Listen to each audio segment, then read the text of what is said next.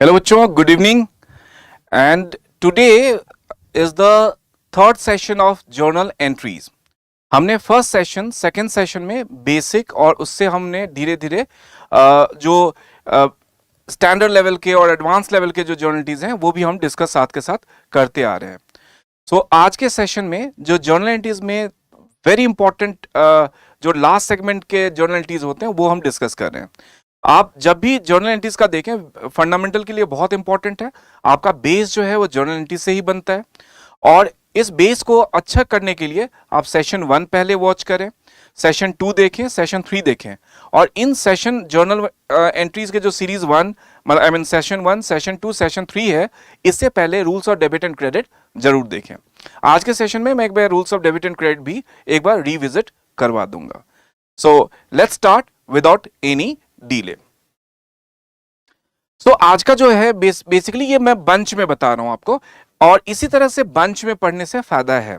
जैसे इसके एक ही जैसे नेचर है, जैसे मैंने क्या लिखा है यहां, goods given as charity, goods given as free sample, goods withdrawn by the proprietor for personal use, goods use for making an office assets and goods lost by fire. इसमें सब में कॉमन क्या है? गुड्स। गुड्स का मतलब क्या होता है? जिसमें हम डील करते हैं। गुड्स को और डिफाइन करने के लिए क्या कर सकते हैं? बेसिकली द ऑब्जेक्ट, जो भी आप टेंजिबल प्रोडक्ट यूज करते हो वो बेसिकली आप परचेज करते हो for the resale in the market, that becomes your good. Goods के डिफरेंट डिफरेंट मीनिंग्स हो सकते हैं।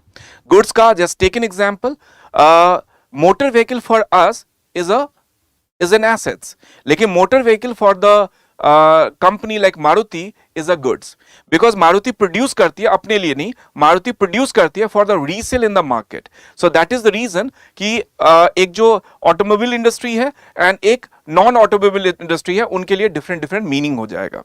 ठीक है, इसी तरह जैसे कोई इंफ्रास्ट्रक्चर ऑर्गेनाइजेशन है, इंडस्ट्रीज की बात करें तो उनके लिए लैंड, बिल्डिंग, ये सब जो है बेसिकली वो उनके लिए गुड्स है, because they purchase for resale in the market. लेकिन गुड्स लाइक हमारे लिए जो एसेट्स है, हाउस है हमारा या ऑफिस है, वो हमारे लिए क्या होता है? एसेट होता है। तो गुड्स के इस तरह से मतलब चेंज हो जाते हैं।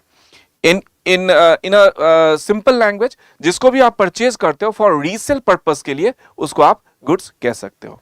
तो यहां बात कर रहे हैं गुड्स जब हम चैरिटी में दे देते हैं, गुड्स जब हम फ्री सैंपल में दे देते हैं, goods withdrawn by the proprietor for personal use दे देते हैं, goods use for making an office assets करते हैं, गुड्स लॉस्ट बाय फायर करते हैं। So these are the important component जो गुड्स के साथ आप करते हैं। तो सबसे पहले मैंने एग्जांपल ले लिया गुड्स गिवन एज चैरिटी। आपके लिए सबसे इंपॉर्टेंट बच्चों वही है जो मैं आपको बार बार स्टार्टिंग से कहता जा रहा हूं, और rules of debit and credit को यहां एक बार रिविजिट भी इसी बहाने हम कर लेंगे। तो किसी भी ट्रांजैक्शन के लिए आपको क्या करना चाहिए? सबसे पहले उसमें दो एस्पेक्ट को फाइंड आउट करना चाहिए। जैसे इसमें देखें तो एक तो एस्पेक्ट हमारा चैरिटी हो गया और दूसरा एस्पेक्ट हमारा परचेजेस हो गया। एक एस्पेक्ट हमारा चैरिटी हो गया। आप बोलोगे सर आपने तो यहां गुड्स में मार्क करा है, तो आप जब सेशन 1 देखेंगे तो उसमें आपको पता चलेगा कि गुड्स का मतलब मैंने वहां डिफाइन किया हुआ है। गुड्स का मतलब परचेजेस से होता है, गुड्स का मतलब सेल्स से होता है, गुड्स का मतलब परचेज रिटर्न से होता है एंड गुड्स का मतलब सेल्स रिटर्न से हो सकता है। सो बेसिकली गुड्स जो है एक ग्रॉस मीनिंग वर्ड है। सिंस यहां परचेजेस के लिए यूज कर रहे हैं, इसलिए हमने यहां परचेजेस के लिए करा है। सो इसमें सबसे पहले दो एस्पेक्ट आपने कर लिया, फिर उस एस्पेक्ट का नेचर फाइंड आउट कर लीजिए।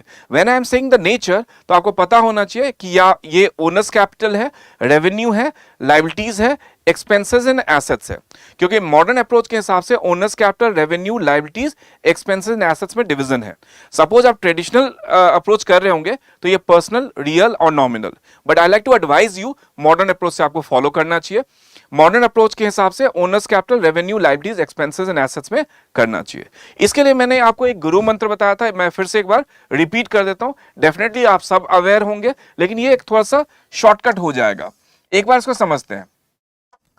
तो जो फंडामेंटल ऑफ अकाउंट्स है, it is very easy to understand with the help of rules of debit and credit. So how to understand the rules of debit and credit? How to understand the fundamental of accounts? It's really simple. See, this is the sign of increase and this is the sign of decrease. India में जब बच्चों की तबीयत खराब होती है तो हम ORS का घोल देते हैं, यहां हम ORL का घोल देते हैं। ऑलराइट, अकाउंट्स पढ़ के हम CA बनते हैं, यहां हम EA बनते हैं। ठीक है, हमारे घर में सीडी प्लेयर होता है, उसको चलाने के लिए डायरेक्ट करंट चाहिए। Where C stand for credit, D stand for debit, D stand for debit and C stand for credit. O for owner's capital, R for revenue, L for liabilities, E for expenses and A for assets. So this is the guru mantra of accounts. ये आपके finger tips पे होगा तो आप mistake के chances बहुत ही कम हो जाएंगे या मिस्टेक होंगे ही नहीं। तो इस कॉन्सेप्ट पे हम करते हैं। तो पहला इसमें हमारे कॉन्सेप्ट में करते हैं तो पहला हमारा एस्पेक्ट क्या हो गया, चैरिटी। और दूसरा क्या हो गया, मैं एक बार थोड़ा सा डायरेक्ट जर्नल एंट्रीज से तो करनी है, हमें डायरेक्ट जर्नल एंट्रीज ही करेंगे, लेकिन एक मैं आपको मैं बताता हूं कि किस इस तरह को कैसे अप्लाई करते हैं हम। तो चैरिटी हमारे लिए क्या है, एक्चुअली एक लॉस है, but it falls under the category of expenses, क्योंकि लॉस का कोई कैटेगरी नहीं है, तो एक्सपेंसेस और लॉस का सेम कैटेगरी हम रखते हैं। परचेजेस हमारे लिए एक्सपेंस होता है, क्योंकि हम परचेज करते हैं for resale in the market. So purchase हमारे लिए क्या होता है, एक्सपेंस होता है, और जब उसको रीसेल करते हैं तो वो हमारे लिए क्या बन जाता है, रेवेन्यू बन जाता है। अब आप लोगों में कंफ्यूजन होगी कि परचेज हमारे लिए एसेट्स भी होता है। परचेज एसेट उस टाइम हो सकता है जब जो भी आप गुड्स खरीदे और वो गुड्स अनसोल्ड रह गया हो, रिमेनिंग स्टॉक बच गया हो, स्टॉक एट द एंड हो गया हो और हमारी बुक्स क्लोज हो जाए। जस्ट टेक एन एग्जांपल, आपने 200 यूनिट्स किसी भी चीज का, सपोज ये पेन का आपने 200 यूनिट्स खरीदा and your books got close as on 31 March 2022 और उस डेट तक सिर्फ आपने 150 यूनिट सेल करे हैं, तो ये जो 50 यूनिट बच गए ये हम एसेट्स की तरह कंसीडर कर सकते हैं। वो अनसोल्ड एसेट स्टॉक होता है जिसको हम एसेट बोल सकते हैं, लेकिन वैसे purchase is an expense, because purchase हमने इनिशियल एक्सपेंस करा और फिर जब हम सेल करेंगे तो ये रीसेल हो जाएगा, तो मतलब ये हमारे लिए रेवेन्यू हो जाएगा। सो एक्सपेंस यहां देखो इसी तरह से फाइंड आउट करना है। दो एस्पेक्ट हमने फाइंड आउट कर लिया, चैरिटी और परचेजेस। इसी तरह हर जर्नल एंट्रीज में आपको करने की जरूरत है, राइट। और अभी तो इसके बाद जर्नल एंट्रीज में आपको डायरेक्ट करवाने की कोशिश करूंगा, लेकिन आप जब भी करें तो प्रैक्टिस करें। तो सबसे पहले आपको यह करना चाहिए, एक जर्नल एंट्रीज ले ली, उसका दो एस्पेक्ट फाइंड आउट कर लिया, उसका नेचर डिफाइन कर लिया, and now how does it affected. तो एक्सपेंसेस हमारा कैसे अफेक्ट हो रहा है, तो हमारा एक्सपेंस इंक्रीज हो रहा है और परचेजेस हमारा क्या हो रहा है, डिक्रीज हो रहा है। सो एक्सपेंस जब भी इंक्रीज होगा it's suppose to be debited, और ये जब डिक्रीज होगा it's suppose to be credited. So journal entries का फॉर्मेट वगैरह आपके फिंगर टिप्स पे होगा, तो मैं स्ट्रेट अवे एक जर्नल एंट्रीज डायरेक्टली पास कर देता हूं। फॉर्मेट वगैरह पे मैंने आपका टाइम नहीं खराब करा है, क्योंकि फॉर्मेट आपको अच्छे से पता ही होता है। एक जर्नल एंट्रीज में आपको मैं फॉर्मेट में भी प्रॉपर्ली एक बार फिर से करके बता देता हूं, लेकिन आपका टाइम बचाने के लिए मैंने फॉर्मेट वगैरह इसमें नहीं रखा है। तो ये आपका फॉर्मेट हो जाएगा, जैसे पहला हो गया date. So suppose if the date is given, so fair enough, particulars, ledger folio, amount rupees, this is your debit side of amount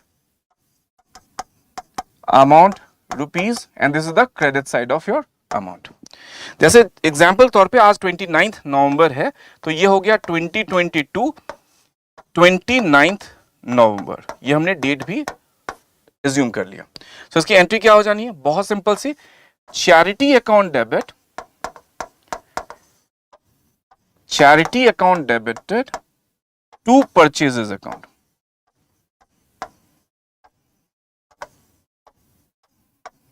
और वैल्यू हमने कितना कंसीडर करा है, 10,000। तो ये डेबिट वाला अमाउंट यहां 10,000 और क्रेडिट वाला यहां 10,000, being goods given as charity.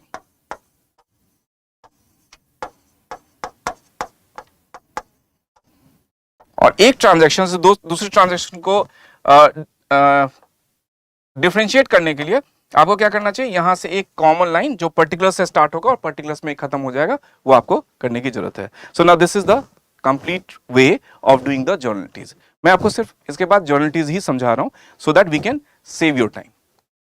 Next है goods given as free sample. तो आपको पता चल गया इसमें दो फैक्टर क्या हो गए, एक फ्री सैंपल हो गया। फ्री सैंपल को हम एडवर्टीजमेंट भी बोलते हैं, फ्री सैंपल को हम क्या बोलते हैं, एडवर्टीजमेंट बोलते हैं। So this is the way how we can advertise our product.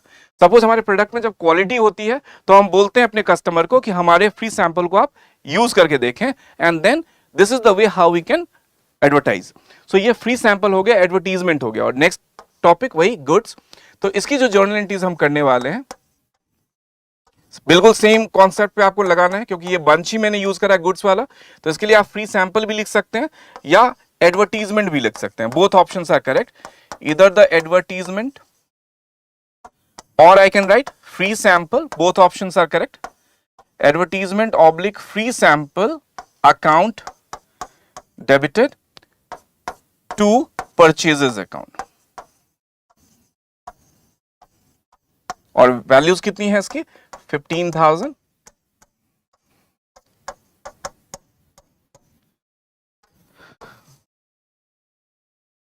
All right. Next. Goods taken over by the proprietor for personal use. Whenever goods is taken over by the proprietor for his personal use, is called drawings. It's called drawings. So one factor is drawings and second one is the goods. So journal entry should be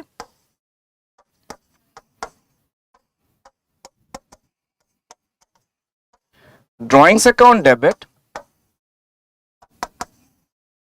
drawings account debit to purchases account.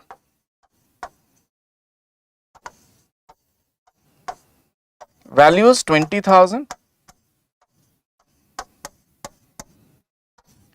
20,000. Next one is goods worth rupees 25,000 used for making an office furniture.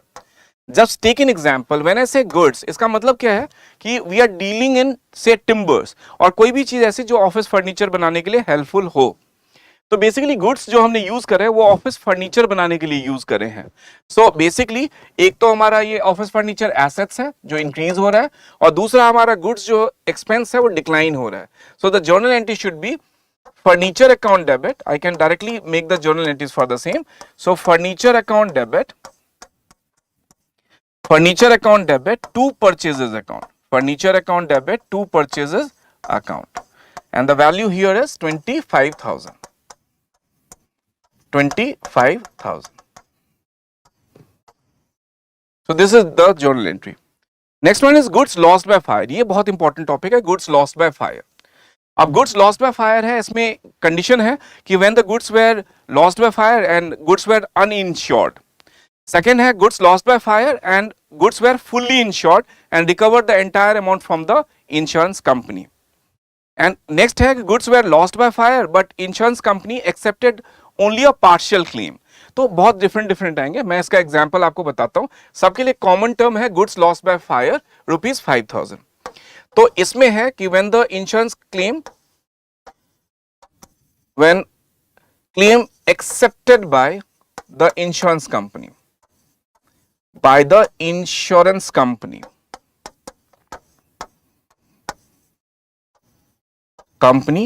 and paid the amount.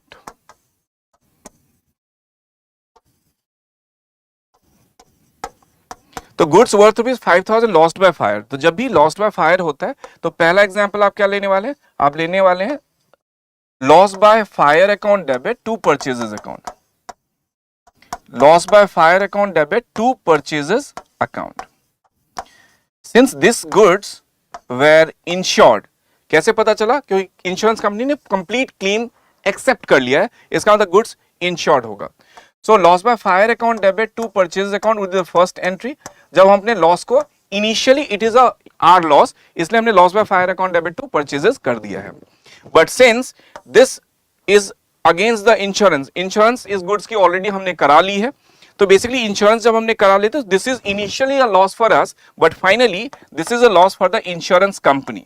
तो second entry आप जो करने वाले हैं वो क्या करेंगे? Insurance company account debit, insurance company account debit 5,000 to loss by fire account, loss by fire account. And third क्या हो सकता है? जब आपको इंश्योरेंस कंपनी से पूरा पेमेंट मिल भी गया है, सो the entry should B bank account debit, bank account debit to insurance company account.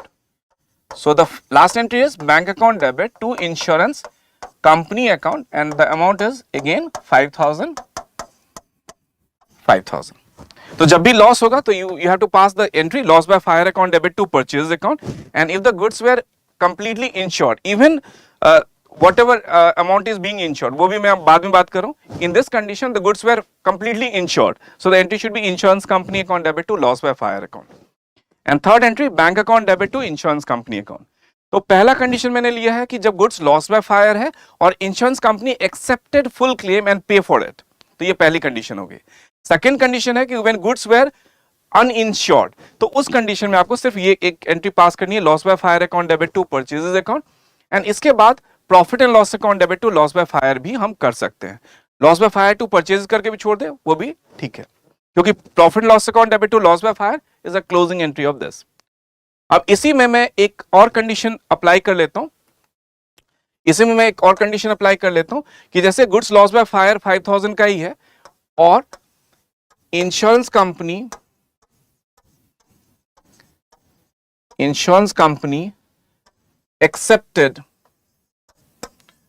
accepted only 60% as a claim.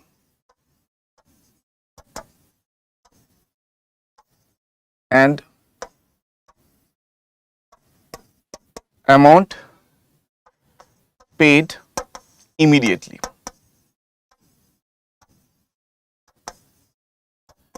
आप देखें गुड्स हमारा लॉस पे फायर कितना हो गया 5000 का, इंश्योरेंस कंपनी कितना एक्सेप्ट कर रही है, सिर्फ 60% एक्सेप्ट कर रही है.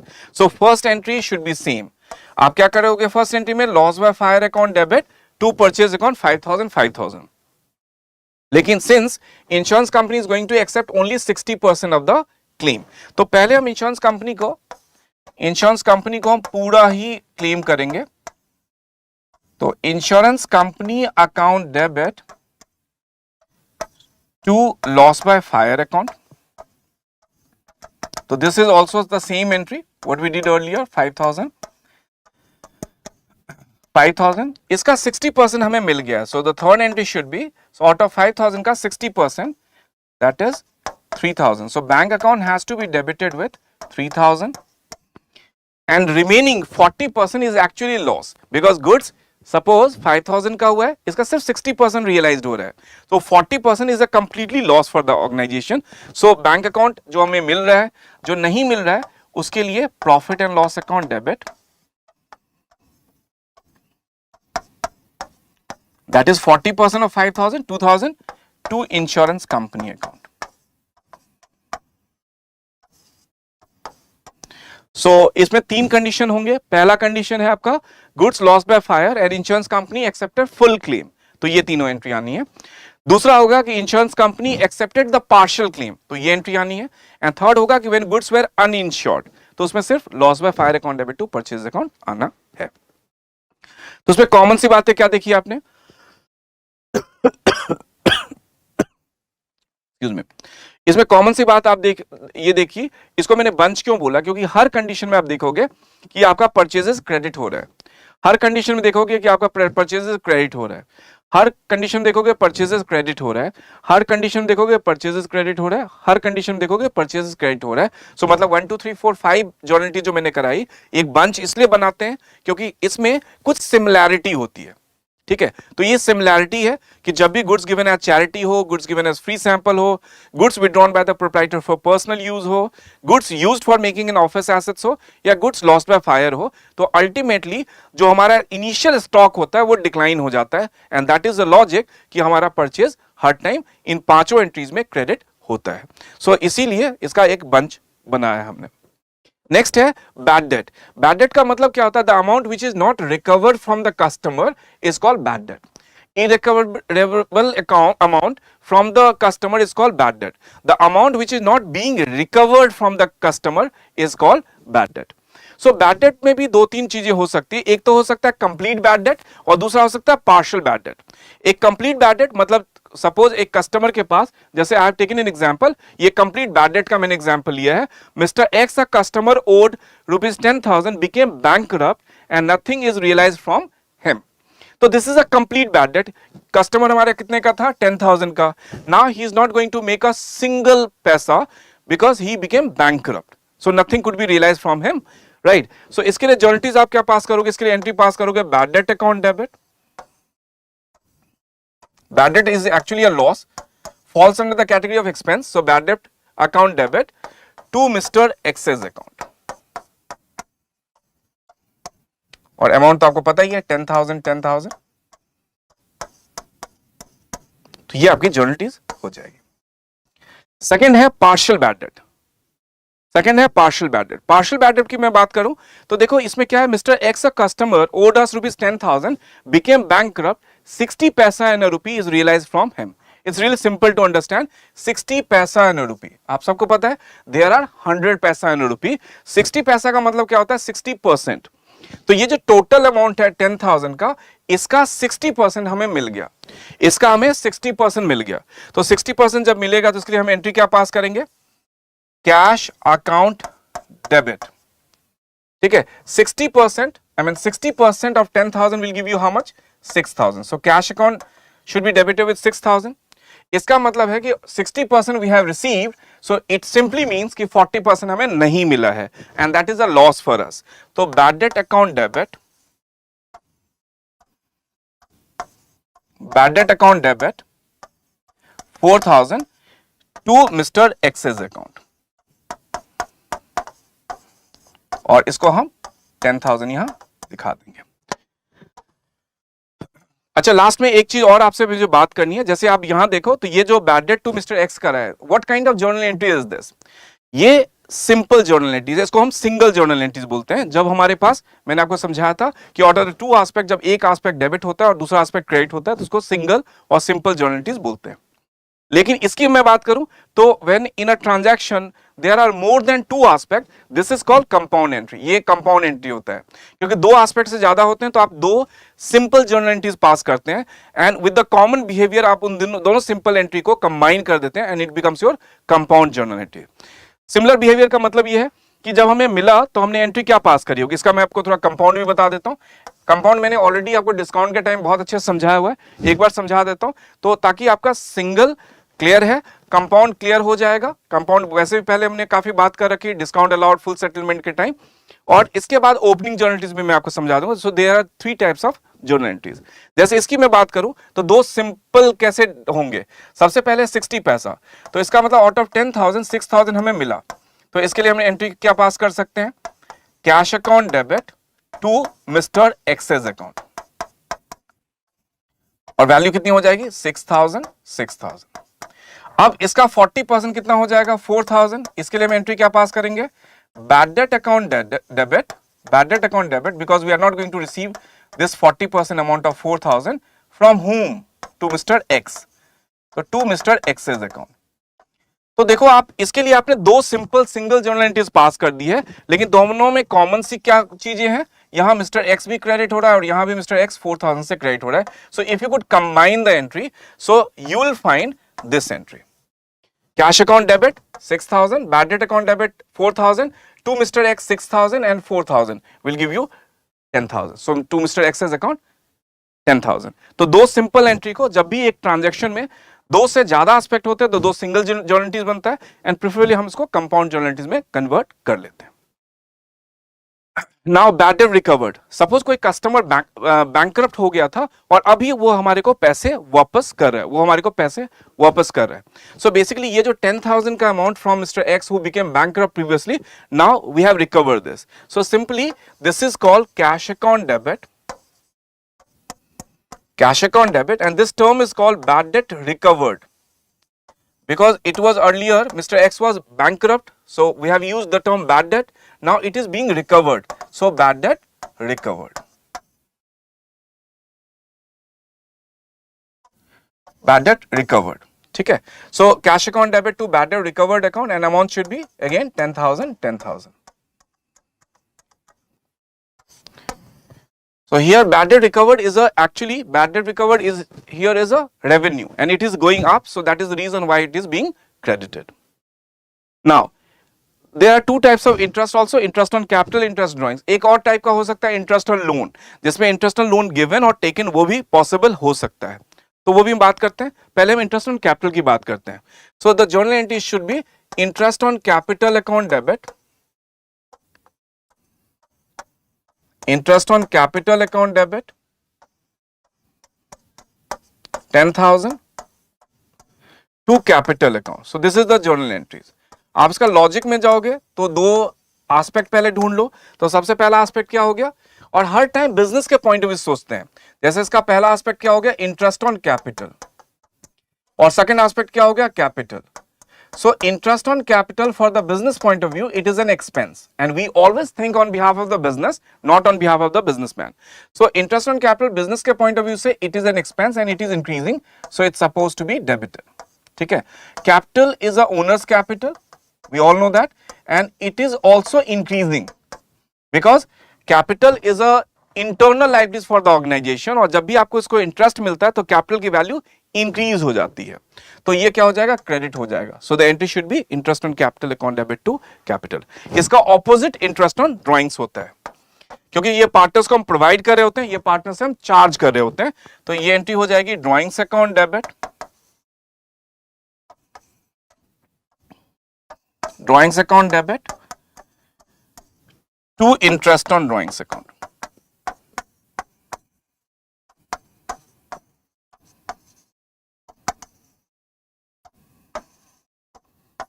इसके बाद मैंने बताया इंटरेस्ट ऑन लोन में जब गिवन लोन होता है या टेकन लोन होता है, सो इंटरेस्ट ऑन लोन में ये एंट्री ऑलरेडी हमने इस तरह की डिस्कस कर ली, इसलिए मैंने इसको यहां लिखा नहीं। सो इंटरेस्ट ऑन लोन एक तो हो सकता है गिवन और एक हो सकता है टेकन। जो इंटरेस्ट ऑन लोन गिवन है ये हमारे लिए क्या हो गया, एसेट हो गया, एम आई करेक्ट। जो लोन हमने दिया है वो हमारे लिए एसेट हो जाएगा, और जो लोन हमने लिया है ये हमारे लिए क्या हो जाएगी, लायबिलिटीज हो जाएगी। ठीक है, जो लोन हमने दिया है वो हमारे लिए एसेट्स है, जो लोन हमने लिया है वो हमारे लिए लायबिलिटीज हो जाएगी। सो सिंपल है कि जब भी आपने लोन दिया है and you are expecting that interest, और इंटरेस्ट अभी आपको नहीं मिला, तो इसका सेम रूल होगा जो आपने अक्रूड के लिए यूज करा था। अक्रूड का मतलब क्या है, income due but not yet received. तो यहां अक्रूड इंटरेस्ट ऑन लोन वाला जो है सेम सिस्टम बन जाएगा, इसलिए मैंने इसको आपको ऑलरेडी एक्चुअली जब एक्सपेंस बता रहा था, इनकम बता रहा था, तो उसमें present expense, past expense and future expense और इनकम मैं ऑलरेडी कवर कर चुका था, उसी के बेसिस पे यहां होगा। लायबिलिटीज की मैं बात करूं तो income is the expenses due but it has not yet been paid. जब लोन लेते हैं तो we are liable to pay interest on it, right. So interest हमारे को पे करना है, लेकिन अभी तक हमने पे नहीं करा है, तो इसका सेम कॉन्सेप्ट होगा जो आउटस्टैंडिंग के लिए, आउटस्टैंडिंग इंटरेस्ट ऑन लोन के लिए हम करते थे, कोई आउटस्टैंडिंग एक्सपेंसेस के लिए जैसे करते थे वैसे ही आपको इसके लिए भी जर्नलिटीज पास करनी। नाउ डेप्रिसिएशन, डेप्रिसिएशन और एप्रिसिएशन दो पॉइंट होते हैं। डेप्रिशिएट करना मतलब डिक्लाइन करना, और एप्रिशिएट करना मतलब इंक्रीज करना। बहुत सिंपल सा होता है, आपके पास फिक्स एसेट में दो पॉइंट्स होते हैं, टेंजिबल एसेट्स और इनटेंजिबल एसेट्स। टेंजिबल एसेट्स जब भी इंक्रीज करता है तो उसको हम बोलते हैं एप्रिशिएट करना। जैसे लैंड की वैल्यू एप्रिशिएट हो गई तो इसको बोलते हैं एप्रिशिएशन। तो जब भी लैंड की वैल्यू एप्रिशिएट होगी विद अ सर्टेन अमाउंट, तो आप एंट्री पास करेंगे land account debit to appreciation account. लेकिन इसी तरह से सपोज मोटर व्हीकल है और मोटर व्हीकल की वैल्यू डिक्लाइन होगी, तो उसके लिए आप एंट्री पास करेंगे depreciation account debit to motor vehicle account. ठीक है, इंटेंजिबल एसेट्स के लिए जैसे गुडविल हो गया, पेटेंट हो गया, ट्रेडमार्क हो गया, इंटेंजिबल एसेट्स की वैल्यू जब डिटोरिएट करती है उसको डेप्रिसिएशन नहीं बोलते, उसको हम एमोर्टाइजेशन बोलते हैं, और we can also call it write off. जैसे गुडविल की वैल्यू डिक्लाइन हो गई तो उसको हम एमोर्टाइजेशन बोलते हैं, उसको हम डेप्रिसिएशन नहीं बोलते हैं। लॉजिक बहुत सिंपल सा है, क्योंकि जब डेप्रिसिएशन बोलते हैं जिसकी फिजिकल अपीयरेंस होती है और वैल्यू डिटोरिएट करती है, उस टर्म को हम डेप्रिसिएशन बोल सकते हैं। लेकिन जिसकी फिजिकल वैल्यू नहीं, फिजिकल अपीयरेंस नहीं होती है, उसकी वैल्यू जब डिटोरिएट करती है उसको हम एमोर्टाइजेशन या राइट ऑफ बोल सकते हैं। तो इसके लिए एंट्री जैसे मैंने बताया, motor vehicle is depreciated at the rate of 10%, और वैल्यू उसकी कितनी दी है, 1 लाख। 1 लाख का 10% of 1 lakh need to be calculated, and the journal entry should be depreciation account debit, depreciation account debit 10% of 1 lakh, हमारे पास कितना आ गया 10,000 टू मोटर व्हीकल अकाउंट।